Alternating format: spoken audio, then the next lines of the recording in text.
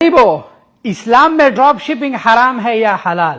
حدیث ہے، حکیم بن حجام رضی اللہ تعالی عنہ رسول اللہ صلی اللہ علیہ وسلم کے پاس آئے اور رسول اللہ صلی اللہ علیہ وسلم سے پوچھا کہ یا اللہ کے رسول، لوگ میرے پاس آتے ہیں، مجھ سے سامان لیتے ہیں مجھے پیسہ دے کے، لیکن وہ چیز میرے پاس نہیں، لیکن میں ان پہ چیز سیل کر کے ان سے پیسہ لے کے بازار جا کے وہ چیز لیتا ہوں اور ان کو دیتا ہوں۔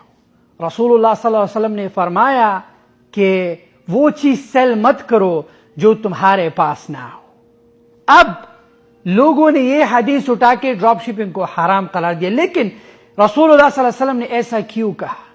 وجہ میں نے پہلے بھی بتایا تھا کہ اسلام میں جو چیز منع ہو، جب قرآن میں اللہ کہتے ہیں سختی سے لا، تو وہ لا کا مطلب پیار ہوتا ہے کہ اللہ ہم سے پیار کرتا ہے اور کہتا ہے کہ مت کرو یہ، تاکہ ہمیں نقصان نہ ہو۔ اب رسول اللہ صلی اللہ علیہ وسلم نے کیوں فرمایا؟ اس لیے کہ اگر یہ کسی سے پیسہ لے اور یہ مارکیٹ جائے، ہو سکتا ہے وہ چیز نہ ملے، اگر ملے ہو سکتا ہے ایکسپینسو پڑے، اس میں اس کا خسارہ ہو۔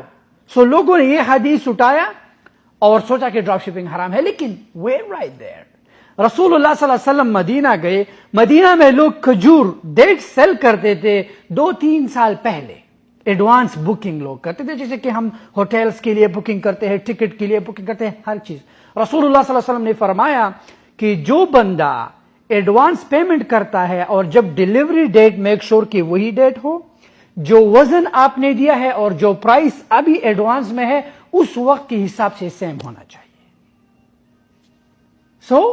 اب اس حدیث کو، اور یہ صحیح حدیث ہے، تو اس حدیث کو لے کے ڈراپ شپنگ حرام نہیں۔ اب آج کل کے زمانے میں ڈراپ شپنگ جب ہم کرتے ہیں، ہمیں پتا ہے سی جے ڈراپ شپنگ ہمیں یہ چیز اتنے پہ دے رہے، ہمیں بتا رہے کہ 3-4 دنوں میں چیز ملے گا، کیونکہ فیڈیکس، DHL، ہر ایک چیز آج کل ہمیں اویلیبل ہے، تو ہمیں پتا ہے کہ یہ چیز سامان اس کے پاس ہے، ہمارا ڈسٹریبیوٹر وہاں پہ بیٹھا ہے، ان کے پاس اتنا سامان ہے، جب وہ رن آؤٹ کرے ہمارا لسٹنگ انیکٹیو چلا جاتا ہے۔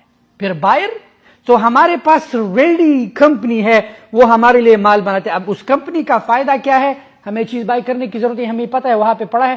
کمپنی کو کیا فائدہ ہے؟ کمپنی ایڈورٹائزنگ نہیں کرتی، ہم فیس بک پہ، پنٹرسٹ پہ، ٹک ٹاک پہ ایڈ چلاتے ہیں اور ہم وہ پیسہ لے کے ان کو دے دیتے ہیں، فلفلمنٹ رائٹ اوے ہو جاتا ہے۔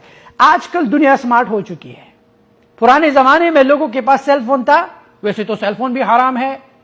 پرانے زمانے میں لوگوں کے پاس بینٹلی تھی، بینٹلی بھی حرام ہے۔ دنیا بدل رہی ہے، لیکن ہمیشہ پلیز پاکستان کی نیم ملا نیم حکیم خطرہ جان، نیم ملا خطرہ ایمان مت سنو۔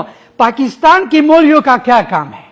ان کو تو ویسی بھی سیلری نہیں ملتی، کیونکہ سعودی میں مولویوں کو، اب ان مولویوں نے ایک دکان کھولا ہے، یوٹیوب مانیٹائز، یوٹیوب پہ بیٹھ جاتے ہیں یہ کر کے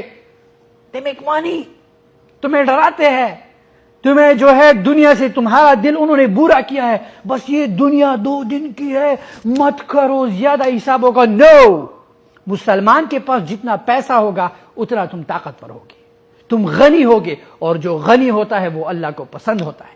غریب غنی نہیں ہے، امیر ہی غنی ہو سکتا ہے۔ حلال میں بہت، دیکھو یہ 2 نمبر لوگوں کی بات ہے کہ نہیں حلال طریقے سے اتنی دولت نہیں، یہ حرام۔ نو، ایلان مسک حرام نہیں کر رہا، گاڑیاں سیل کر رہا ہے، ایک سال میں 100-200 بلین بنا لیتے ہیں، کیوں؟